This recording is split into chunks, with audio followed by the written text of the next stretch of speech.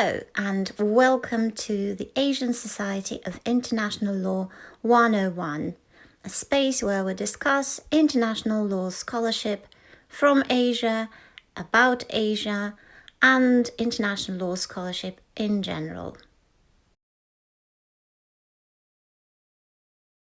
Welcome to this episode of Conversation with Authors organized by Asian Society of International Law. And today, I am going to have conversation with one of the most influential emerging scholar in international law in the field of right to self-determination, Dr. Kalana Senaratne, who is a senior lecturer at the Department of Law at the University of Peradeniya in Sri Lanka. I am Mohammad Shahabuddin, a professor of international law and human rights at Birmingham Law School in the UK, and I very much look forward to having this conversation with Dr. Senaratne. Now, first of all, is it all right if I call you Kalana? Sure, thank you. Then you call me Shahab, and that's how the conversation begins. So, to begin with, Kalana, I would like to know from you, and I'm sure our audience would very much appreciate that, if you could tell us briefly about your motivations behind taking up this project, and what is it this project is all about? Thanks, Shahab. Let me begin by thanking you for all the help that you've given me over the past years, Shahab. I want to say that before we start the conversation. There are two lovely things about the book. One is the endorsement by Professor Angi, and the other is the endorsement by you. So thanks a lot for that. And you've been an inspiration for me and for a lot of us, I think. So coming to the question, I was working as a junior legal officer at the Secretariat for Coordinated Peace Process in Sri Lanka, and also as a junior officer, legal officer at the Foreign Ministry. So I was very much interested in looking at the Sri Lankan ethnic conflict. This was in 2005, 2006-07 period. It was at the height of the war. So I was quite curious about the principle of self-determination in general. And that was the issue that really motivated me to take up doctoral studies in international law. So when I came to Hong Kong, my initial sort of understanding or idea was to examine the relationship between terrorism and self-determination. But later, after discussing the matter with my supervisor, I decided to focus specifically on a narrower dimension, which was internal self-determination. And I thought that this is something that would be very relevant to the Sri Lankan conflict, especially because in Sri Lanka, by that time, we've been exposed to a discussion about internal self-determination as well, specifically using those words, not just self-determination in a broad sense, but internal self-determination in specific sort of terms. So I thought this has to be, examined in detail. And when I looked around, I saw that not much had been written about internal self-determination, fortunately for me. There were some, leading works by Antonio Cassese and Patrick Thornberry and others, but they were largely in the form of book chapters. And I felt that there's more to be said about this principle. The more you read about self-determination, the more you think about internal self-determination, the more you realize that, there was something more to be said about the history, about the theory, and especially the practice of this particular doctrine. So that's how I got into this project. And it was, in addition to the Sri Lankan conflict, I was also based in Hong Kong, and Hong Kong was also another wonderful place to examine issues of self-determination, given the relationship between Hong Kong and China. So I think that's how everything started. Fantastic. And I think that offers us a kind of beautiful entry to more substantive aspect of this wonderful book titled Internal Self-Determination in International Law, History, Theory, and Practices, which our audience already know from the cover of this conversation.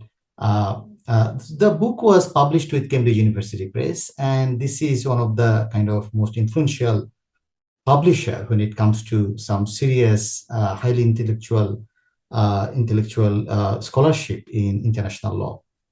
But to me, Kalana, the reason your book stands out, especially because many of us, we work on the global south, we adopt third world approaches to international law, kind of approaches 12, to put briefly. But in your case, what is really, really special and interesting is your own positionality. Someone from Sri Lanka and based in Sri Lanka. I know, of course, you had your PhD at University of Hong Kong. I think that positionality also mattered because Hong Kong is also one of your case studies. So my question to you then is, how you think, or to what extent you think your positionality, being in Sri Lanka, as a Sri Lankan, engaging with the conflict there, as you mentioned a bit earlier, how you think that shaped your scholarship?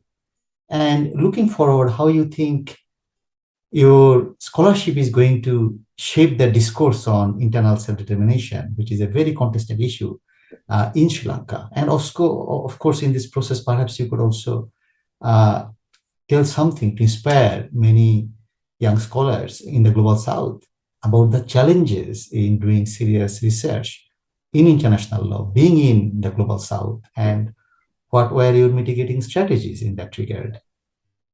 Well, that's a difficult question, Saab, but I mean, a couple of observations. One is when one is very close to a particular conflict of this nature, and when one is studying a conflict of this nature, if you are from that particular country, if you have been a close observer of that particular conflict, there's an advantage as well as a disadvantage. The advantage is, of course, you bring in a lot of insights. You have that first-hand experience of being there, knowing the literature, how the actors work, and so on. Disadvantage is, of course, one could read your work as somewhat prejudiced. Someone who comes from a very close sort of situation, positionality, and one could wonder as to whether this is, an objective sort of assessment, even though we would not, believe in objective assessments.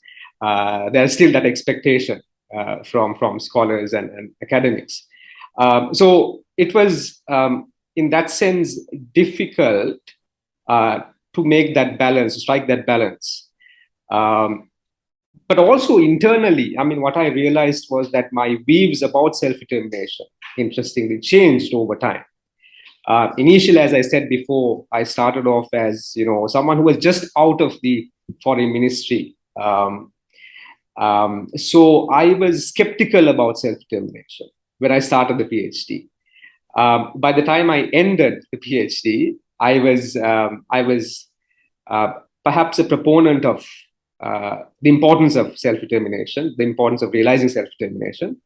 By the time I wrote the book, I was more convinced that self-determination is something that minority peoples should realize within states. So there was that internal challenge, the change of opinions, ideas that I had to undergo. But I tried to sort of maintain a certain distance when analyzing all of the things that have been analyzed here in the book. The second observation is about research. Now it's a great fortune that I was placed in a fantastic university with a fantastic library. That was in 2014 when I finished the PhD. But the book is actually a very significantly revised version of the PhD. And after coming back in 2014 back to Sri Lanka, I spent about 4 years just forgetting about the dissertation. And it was only in 2018 that I took up, the task of revising the manuscript. And I realized that, I did not have much material. And in Sri Lanka, and perhaps this is something that applies to a lot of South Asian researchers, scholars. I mean, even in the libraries in the good universities that we have, Shah, you did not get enough material. The latest journals, perhaps the latest textbooks or literature that came out from the major publishers. Maybe it's because international law is not so popular in this part of the world or in certain countries like Sri Lanka. And then you get, a few bookshops in Sri Lanka where the most sort of the only latest edition that you can find is Malcolm Shaw's, edition, which is also one edition behind. So it was in that context that one had to go through the manuscript, and therefore I also think that perhaps I might have missed some of the literature. I tried to ensure that I had access to these sources through the help of students who are now doing their masters in other countries, through all sort of connections with the Hong Kong Library and so on. So that's another sort of dimension that I wanted to emphasize. But this positionality question is interesting in all those ways. Yeah, thank you. I mean, this is because it reminds me of my own days in Bangladesh when I returned to the country after my PhD. So I can relate to some of the points that you have made, Kalana. But I think this is at the same time also a story of resilience. And I think your story, because I have read the book, as you have very kindly mentioned at the beginning, and I've endorsed the book with my full support, because it's a fine quality scholarship. And despite all the challenges that you have faced there while revising the PhD thesis, and the way the book stands out and makes significant intellectual contribution to the field, I think in itself it's a massive inspiration to many emerging scholars, especially in the global South. Now, when it comes to more substantive aspect of the book, when you explained this concept of internal self-determination to cover or fill a kind of huge gap in existing scholarship on self-determination in general, one unique feature, and I think that's one of the most important aspects of your book, is this focus on the West and the rest sort of dichotomy when they approach this concept of self-determination. So you challenge this kind of conventional idea about the West being more supportive of this idea of internal self-determination, while the rest, especially countries, post-colonial countries, are more resistant to that idea because of their a bit ambivalent engagement with this notion of sovereignty. So you challenge this idea and you talked about how they are actually overlapping in many ways. So in that regard, perhaps you could spell out a bit more for our audience regarding your understanding of self-determination, because in most part, you focused heavily on this idea of democratic entitlement, sort of thinking about internal self-determination. But I thought the story can be told in a more expansive way, which you have, of course, done in your book. But perhaps you could spell this out a bit more for our audience. Yes, sure. So about the West versus the rest sort of question, when I went through the literature, what I found was that there was a serious claim that was being made that it was the Western states which promoted internal self-determination, and it was the third world states which rejected it. On the surface, I think that claim is an understandable claim because the West would, of course, be more comfortable in emphasizing the democratic dimension of self-determination, being the colonizing powers, whereas the rest, or the third world in particular, would be would would assert the importance of anti-colonialism, independence, and therefore they would they would not take internal self-determination that seriously, and would tend to reject all demands made regarding democratic democratic reform in the name of self-determination made by Western countries. So that was understandable. But what I want to point out, or rather do, was problematize this idea.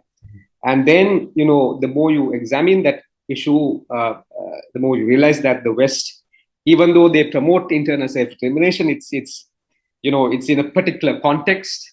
Yeah. It's about promoting democratic rights, the basic human rights framework within states, and so on. One realized that they too emphasized on sovereignty. Even the Helsinki Declaration, all of that, asserts the importance of state sovereignty and so on. And then you realize that even in the West, you get this problem of Western governments not heeding to the wishes of minority groups, devolution, power sharing being a very problematic thing, even in the West. And when you looked at the third world, you realize that, well, yes, third world countries, take Sri Lanka, for example, have rejected the notion of internal self-determination because they've been very skeptical about the potential of such a principle. You get other countries like India also somewhat reluctant to admit that dimension and so on.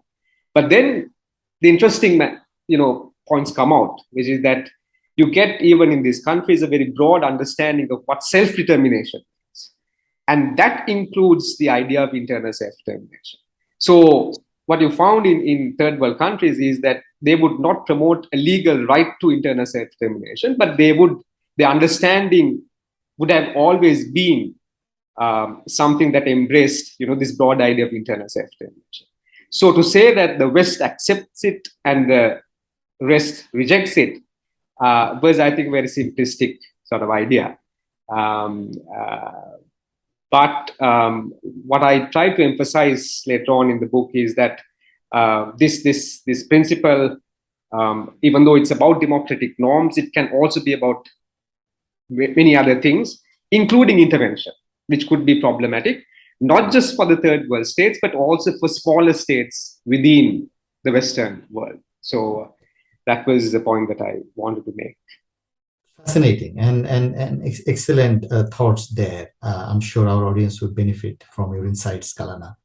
Now, as part of this conversation, one question that is continuously coming to my mind, and actually you mentioned India. So there are cases in the world today where certain communities which have historically been the victims of state oppression in many post-colonial states, to some extent, some of these communities at least enjoyed certain degree of internal self-determination. But we have seen that in many cases, those internal self-determination, the mechanisms that was put in place actually worked as a vehicle for even perpetuating oppression in many ways. In certain cases like Kashmir in India, we have seen recent constitutional amendments actually taken that out to establish complete and full-scale state hegemony. So my question to you is, we know that in international law, territorial integrity and sovereignty, these are peremptory norms. Internal self-determination is a compromise in that way, that within the defined state sovereignty and territorial integrity, you make an arrangement.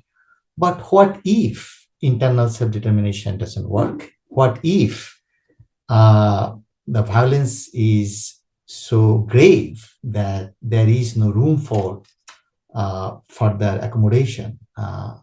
in as part of internal self-determination. So what do we have? What does international law offer us in those cases? And so perhaps my question to you is, if I paraphrase, is what next?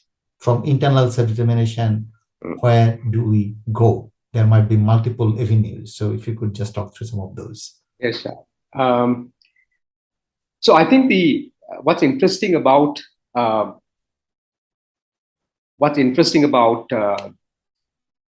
this language, the two terms that are being used, internal, external, is that there's a very clear link that is being drawn there. The moment one talks about internal self-determination, the external idea comes out. And the question in Sri Lanka, for a lot of people who have raised this idea of internal self-determination, has been, so are you really asking for external if internal does not work? Now, if this question had been posed to me about, say, 10, 15 years ago, I too would have been quite skeptical, would have wondered. But today, I mean, I think the answer is very, very simple, which is that if a particular community is not able to realize internal self-determination, obviously the answer for them would be external self-determination. That's an answer that, of course, the states would not be comfortable with. But I think that's how it happens. And it can be justified and legitimized under various grounds, which need not be, I think, discussed here. But a point that I make in the book is that internal self-determination is a principle, is an idea that states should take very seriously now, because there are group rights, there are groups which assert their rights, their demands for autonomy, and states cannot just ignore them. And what's also interesting, Chabi, is that once you grant a certain measure of devolution or power sharing to a particular community, the state would have to think twice before they take back those powers. In Kosovo, we saw the arguments made by states which were in favor of Kosovo's independence, the internal self-determination arguments. What they said was taking away the autonomy in the late 80s was one reason why external self-determination was the only option. Kashmir, you refer to Kashmir, that is exactly what is happening in Kashmir. So, and even in Sri Lanka, the point that I would make is that if Sri Lankan government, for some reason, because of nationalist pressure, takes away the devolutionary framework that is there in the constitution, even though that framework is inadequate to address Tamil demands, minority demands, or minority people's demands, they would be violating the principle of internal self-determination. So the states would need to be very careful of it. And I think it's good that that link between internal and external self-determination has now become mainstream in international law. I think that should be taken seriously. Yeah, true. And I fully agree with your observation that states should really take it seriously, because established research, especially in political science, who work on various modalities of internal self-determination and constitutional and democratic norms, the research clearly tells us that those internal self-determination mechanisms, in fact, reduce the chance of states being broken into pieces. So states, for their own sake, actually, if you really are serious about your territorial integrity, you should be more accommodative of those internal self-determination mechanisms so that no one wants to go there. But in most cases, we have seen that states in many cases have done just the opposite. They have facilitated the whole process for further breaking up. So I have one last question, and I promise that's my last question. So you have written a wonderful book, and we are thankful to you, actually, for making this contribution to this discourse on self-determination, which is a very populated area, but at the same time, we need more, right? So this is one of those areas in international law where there is still room for innovative research, and yours is definitely an important contribution to that end. So my question, final question to you is, Kalana, what would you tell to new researchers in the field of right to self-determination in international law? If it's about internal self-determination, Shab, I think one of the things that could be researched further is this relationship between internal self-determination and the economic dimension of this whole debate. To raise this question of whether internal self-determination makes sense in the present world order, given the nature of the global sort of economic system, and so on. So that's one area I think which is going to be quite interesting and exciting for many researchers. Link between self-determination and populism is going to be again another very interesting area. We've seen that the Western world, the third world, whatever world we talk about, that's a problem that we're confronting. So that's, I think, again another interesting topic to be explored. I also think the way in which, and this is what has interested me, the way in which political actors, minority groups demand internal self-determination, how they frame their demands, what kind of language do they use, whether they feel that the language of internal self-determination is important or necessary is another question, which I think is interesting. And finally, I would say, a critique of this principle. My book is also a critique, but maybe a critique of the critique.